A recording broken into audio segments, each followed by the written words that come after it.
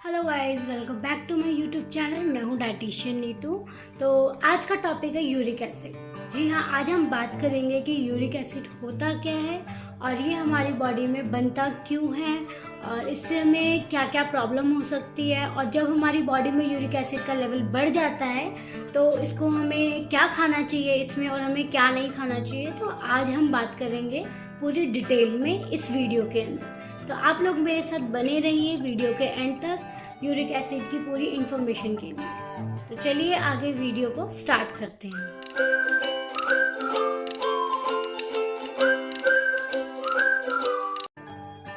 तो सबसे पहली चीज, आखिर यूरिक एसिड होता क्या है, या ये हमारी बॉडी में कैसे बनता है या फिर कैसे आता है। तो यूरिक एसिड एक नॉर्मल वेस्ट प्रोडक्ट है जो हमारी बॉडी में डेली प्रोड्यूस होता है। तो इसका मतलब ये है कि हर किसी की बॉडी में यूरिक एसिड ऑलरेडी पहले से ही रहता है। तो फिर नेक्स्ट क्वेश्चन ये आता है कि आखिर ये दिक्कत कब करता है हमारी बॉडी में। तो यूरिक एसिड हमारी बॉडी में तब दिक्कत करता है जब हमारी बॉडी से वॉश आउट नहीं हो पाता, या फिर इसका प्रोडक्शन इतना ज़्यादा है कि वो हमारी बॉडी में तकलीफ़ें पैदा करने लगता है। वो जमा होकर हमारी बॉडी में स्वेलिंग, गाउट जैसी चीज़ों को जन्म देता है। मोस्टली हमारी किडनी होती है जो यूरिक एसिड को फ्लश आउट करने में हमारी हेल्प करती है, लेकिन अगर हमारी किडनी अच्छे से फंक्शन नहीं कर पाती तो यूरिक एसिड का एक्यूमुलेशन हमारी बॉडी में किसी भी जॉइंट में या फिर किडनी में ही हो जाता है। इसके कारण हमारी बॉडी में प्रॉब्लम्स स्टार्ट हो जाती हैं। जब यूरिक एसिड किसी भी जॉइंट में इकट्ठा होने लगता है तो वहाँ पर बॉडी में इन्फ्लेमेशन हो जाती है, वहाँ पर स्वेलिंग भी हो जाती है और दर्द होने लगता है, और मूवमेंट में भी काफ़ी प्रॉब्लम आती है जिससे हम चल नहीं पाते हैं। और सबसे पहला दर्द जो यूरिक एसिड की वजह से होता है वो पैर के अंगूठे में। अगर आपको पैर के अंगूठे में दर्द या जलन की शुरुआत हो रही है तो समझ जाइए कि आपके शरीर में यूरिक एसिड का लेवल बढ़ गया है। इसे एक्यूट अटैक ऑफ गाउट भी कहा जाता है। और आपके जोड़ों में दर्द किसी और रीज़न से भी हो सकता है, तो आप अपने डॉक्टर से कंसल्ट ज़रूर करें कि वो दर्द किस वजह से हो रहा है, या क्या पता वो दर्द अर्थराइटिस का भी हो सकता है या फिर किसी और रीज़न से भी आपको वो दर्द हो सकता है। और जब यूरिक एसिड किडनी में जमा होने लगता है तो हमें किडनी स्टोन्स की भी प्रॉब्लम आ सकती है। यूरिक एसिड की समस्या उनको भी हो जाती है जिनको पहले से ही डायबिटीज़, हाई ब्लड प्रेशर या हार्ट की प्रॉब्लम या कोलेस्ट्रॉल, या फिर आप कह सकते हो कि जिनको मोटापे की प्रॉब्लम हो। तो इस केस में यूरिक एसिड तभी ठीक हो पाता है जब आपकी ये सारी बीमारियां पहले से ही ठीक हो। तो आपको अगर यूरिक एसिड ठीक करना है तो पहले आपको इन सारी बीमारियों को ठीक करना होगा। तो आइए अब जानते हैं कि यूरिक एसिड नॉर्मल लेवल क्या होना चाहिए बॉडी में। नॉर्मल लेवल यूरिक एसिड का फीमेल्स में होना चाहिए 2 to 6 mg पर डेसीलीटर, और मेल्स में होना चाहिए 3 to 7 mg पर डेसीलीटर। और मोस्टली देखा जाए तो यूरिक एसिड की प्रॉब्लम पुरुषों में ज़्यादा पाई जाती है औरतों के अकॉर्डिंग। ऐसा क्यों होता है, हम इसी चीज़ के बारे में आगे इस वीडियो में जानेंगे। तो पहले आते हैं खाने पे। मोस्टली आपने हर जगह सुना ही होगा कि अगर आपको यूरिक एसिड की प्रॉब्लम हो गई है तो आप दालें खाना बंद कर दें। ऐसा नहीं है कि आप दालों को पूरी तरह से बंद कर दें, क्योंकि अगर आप दालों को दाल की तरह खाएंगे तो वो आपको प्रॉब्लम नहीं करेंगी। दाल को दाल की तरह खाने का मतलब ये है कि आप उसकी क्वांटिटी पे ज़्यादा ध्यान दें। आप 1 कटोरी ही दाल रोज़ाना खाएं, वो भी पतली पतली दाल।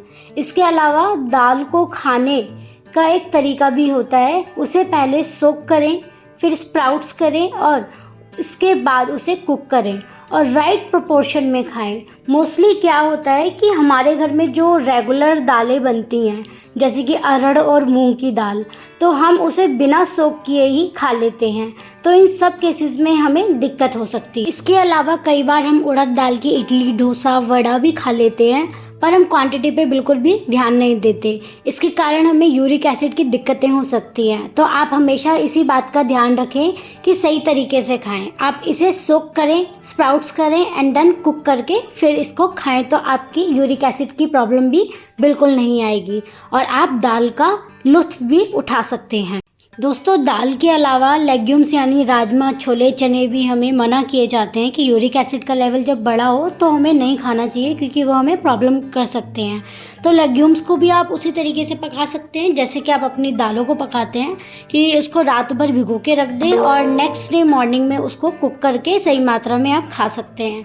तो जैसे कि रेगुलर दालें बनती हैं हमारे घर में, तो उनको भी उसी प्रोसीजर से बनाएंगे तो यूरिक एसिड में हमें दिक्कत नहीं आएगी। इसके अलावा नॉन वेजिटेरियन सोर्सेज जैसे कि मीट हो गई, मटन हो गया, फिश हो गए, सारी चीज़ें खाने से बचें, क्योंकि ये सारी चीज़ें आपकी बॉडी में बहुत ज़्यादा यूरिक एसिड बनाती हैं। लेकिन अगर आपका खाने का बहुत ज़्यादा मन है तो इसकी मात्रा बहुत ही कम कर दीजिए, क्योंकि अगर आप इसे थोड़ी क्वांटिटी में खाएंगे तो ये आपको उतनी ज़्यादा दिक्कत नहीं देगा। ज़्यादातर यूरिक एसिड की परेशानी तब होती है जब यूरिक एसिड हमारी बॉडी में से प्रॉपर तरीके से बाहर नहीं निकल पाता। खाने से उतनी हमें प्रॉब्लम नहीं होती जितने की क्लियर ना हो पाने की वजह से होती है। तो आप इस बात का ज़रूर ख्याल रखें। तो अब बात आती है कि यूरिक एसिड हमारी बॉडी से कब क्लियर नहीं हो पाता। इसके भी कुछ रीज़न्स हैं, तो चलिए मैं आपको बताती हूँ। पहला रीज़न है स्मोकिंग। जी हाँ, अगर आप स्मोक करते हैं तो आपकी बॉडी से यूरिक एसिड क्लियर नहीं हो पाएगा। दूसरा आता है अल्कोहल। जब आप अल्कोहल लेते हैं तो आपकी बॉडी डिहाइड्रेट हो जाती है, जिससे कि जो टॉक्सिन्स आपकी बॉडी से फ्लश आउट होते हैं वो प्रॉपर तरीके से नहीं हो पाते, क्योंकि पानी की कमी की वजह से आपकी बॉडी से वेस्ट प्रोडक्ट अच्छे से बाहर नहीं निकल पाते हैं। तीसरा आता है सिटिंग। जी हाँ, नॉर्मली लगातार घंटों तक एक जगह पर बैठना भी आपको यूरिक एसिड की प्रॉब्लम दे सकता है। तो जैसे कि मैंने पहले ही बोला था कि यूरिक एसिड की प्रॉब्लम पुरुषों में ज़्यादा पाई जाती है। वो इसीलिए क्योंकि अगर आप देखेंगे कि पुरुष ही है जो सबसे ज़्यादा स्मोकिंग करते हैं और अल्कोहल लेते हैं, इसलिए कहा जाता है कि आप हेल्दी लाइफस्टाइल यानी हेल्दी हैबिट्स को अपनाएं, स्मोकिंग, अल्कोहल और लगातार घंटों तक एक ही जगह बैठने की आदत को छोड़ें। तो अब बात आती है कि यूरिक एसिड को क्लियर कैसे करें।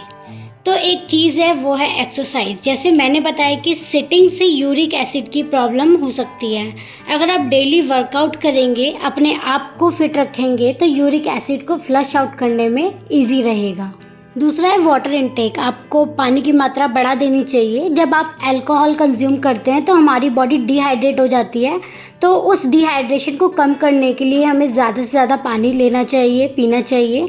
जब हम ज़्यादा पानी पिएंगे तो हमारी बॉडी में जो भी टॉक्सिन्स या वेस्ट प्रोडक्ट्स हैं तो वो ऑटोमेटिकली अपने आप ही फ्लश आउट हो जाएंगे। और थर्ड आता है शुगर। जी हाँ, अवॉइड करनी है आपको शुगर, क्योंकि शुगर ज़्यादा खाने से हमारी बॉडी में ज़्यादा कैलोरीज जाती है जो वज़न को बढ़ाती है और मेटाबॉलिज्म को भी धीरे कर देती है, जिससे हमारे शरीर का वेट भी बढ़ने लगता है और हमें प्रॉब्लम्स भी स्टार्ट होने लगती हैं। अब बारी है general tips to fight uric acid.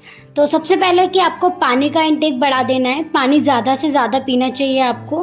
आप लिक्विड डाइट को भी बढ़ा सकते हैं। फ्रेश फ्रूट्स खाएं, फ्रूट्स को भी वो वाले खाएं जिनमें वाटर कंटेंट ज़्यादा हो, जैसे वाटरमेलन, मस्क मेलन हो गया। तो वेजिटेबल भी रो वेजिटेबल्स लें, जैसे सलाद हो गया। तो इन सब चीज़ों को आप अच्छे से खा सकते हैं, ज़्यादा से ज़्यादा खाएं, जिससे कि आपका यूरिक एसिड भी इजीली फ्लश आउट हो सके। दूध, दही, छाछ का सेवन ज़्यादा से ज़्यादा करें, क्योंकि ऐसा पाया गया है कि जिनका यूरिक एसिड बढ़ा हुआ होता है तो उनका विटामिन B12 का लेवल कम हो जाता है। तो दही के साथ किशमिश खाएंगे तो आपको दोनों चीज़ों में ही मदद मिल जाएगी। इवनिंग में बिस्किट्स या पैक्ड फूड के बजाय अगर आप ड्राई फ्रूट्स ले सकते हैं वो अच्छा रहेगा, जैसे मखाना, रोस्टेड पोहा हो गया। तो किसी भी प्रोसेस फूड को बिल्कुल ना लें, उसको बिल्कुल त्याग दें। गैजेट्स से दूरी बनाए रखें, यानी कि मोबाइल वगैरह और कंप्यूटर से दूरी बनाएं, क्योंकि हमें टाइम का पता ही नहीं चलता और आप काफ़ी घंटे तक मोबाइल के आगे बैठे रहते हैं। अगर आपको रात को नींद नहीं आती तो आप रात को सोते समय दूध का सेवन करें, उससे आपको अच्छी नींद आएगी और आपके स्ट्रेस लेवल को भी कम होने में आपको मदद मिलेगी। एक बात जो बहुत ज़रूरी है कि अगर आप अपनी बॉडी में प्रोटीन की मात्रा ज़्यादा डाल रहे हैं तो आपको अपनी बॉडी को हाइड्रेट भी करना ज़रूरी है, ताकि आपको डिहाइड्रेशन की प्रॉब्लम ना हो। और अगर आपको यूरिक एसिड की प्रॉब्लम है तो आप फास्टिंग करने से बचें, यानी व्रत नहीं रखें, क्योंकि काफ़ी सारी स्टडीज़ में ये पाया गया है कि जब आप व्रत रखते हैं तो आपकी बॉडी में पानी की कमी हो जाती है, जिसके कारण यूरिक एसिड बढ़ता है और आपको दर्द और सूजन बढ़ जाती है। तो गाइज़, इस बात का इन टिप्स का सबसे ज़्यादा ध्यान रखें और फॉलो करें एंड अपने यूरिक एसिड का लेवल कंट्रोल करें, जो मैंने आपको वीडियो के माध्यम से बताया है कि आपको क्या खाना है, क्या नहीं खाना और क्या फॉलो करना है। और सबसे ज़्यादा इस बात का आपको ध्यान रखना है कि यूरिक एसिड खाने से ज़्यादा क्लियर ना हो पाने की वजह से ज़्यादा दिक्कत देता है हमें। तो जो मैंने आपको टिप्स बताए हैं उनको ज़रूर फॉलो करें, अपने डेली लाइफ की रूटीन में उनको शामिल करें और यूरिक एसिड जो बढ़ा हुआ है उसको कंट्रोल करें अपने। इन सारे टिप्स को अपनाएं और अपनी बॉडी में से यूरिक एसिड को फ्लश करने में लग जाएं। तो गाइज़, मेरी वीडियो आप लोगों को कैसे लगी तो मुझे प्लीज़ कमेंट करके बताइएगा, और अगर अच्छी लगी हो, नॉलेजेबल लगी हो तो एक लाइक ज़रूर कर देना, और जिन्होंने अभी तक चैनल को सब्सक्राइब नहीं किया है तो प्लीज़ वो मेरे चैनल को सब्सक्राइब कर दीजिए।